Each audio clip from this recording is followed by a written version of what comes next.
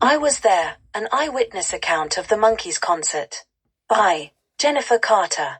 Published, 1967. Introduction. It was the summer of 1967, and the air was filled with the excitement that only the Monkees could bring.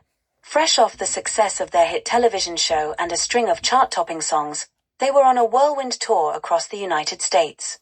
The Monkees weren't just a band, they were a cultural phenomenon, blending rock and roll with comedy and infectious energy. I had grown up watching their antics on TV, and when I heard they were coming to my city, I knew I had to be there.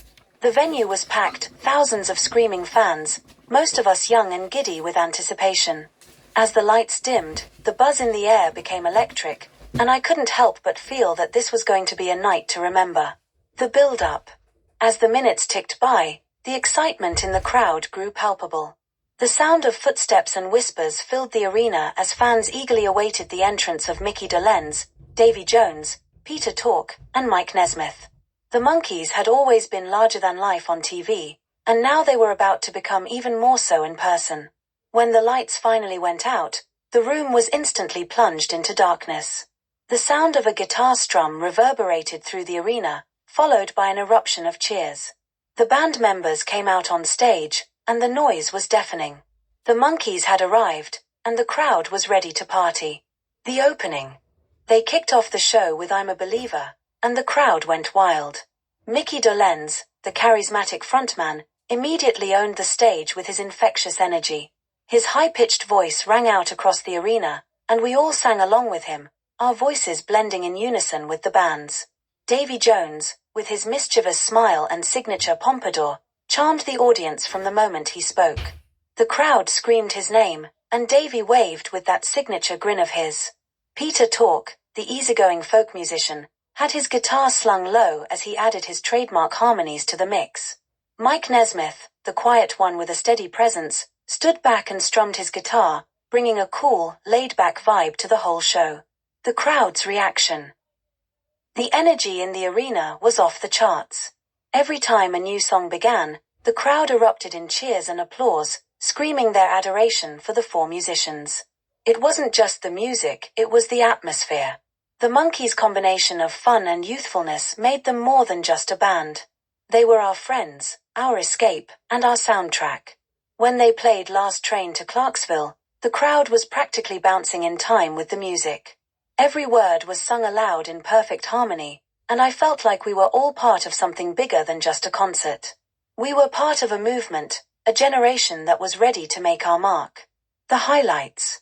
The show was a whirlwind of hit songs, each one sending the crowd into a frenzy. She Hangs Out and A Little Bit Me. A Little Bit You had the whole room dancing, clapping, and swaying in unison.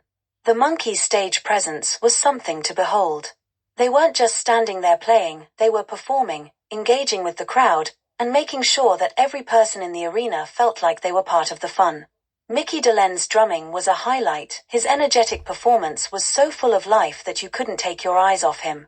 Davy Jones showed off his versatility, switching between singing, playing the tambourine, and even performing a short dance number. He was the ultimate showman, always aware of how to work the crowd. Peter Tork played his guitar with a relaxed ease that made him seem like the most approachable of the group, while Mike Nesmith was the steady hand in the background, providing the backbone for the songs. But perhaps the most memorable moment was during Daydream Believer. When the opening chords rang out, the crowd went wild with nostalgia. Everyone sang along, and I couldn't help but feel a sense of camaraderie with the people around me. For that moment, we were all united in our love for the Monkees. The unscripted moments. What made the concert even more special were the moments of improvisation and humor.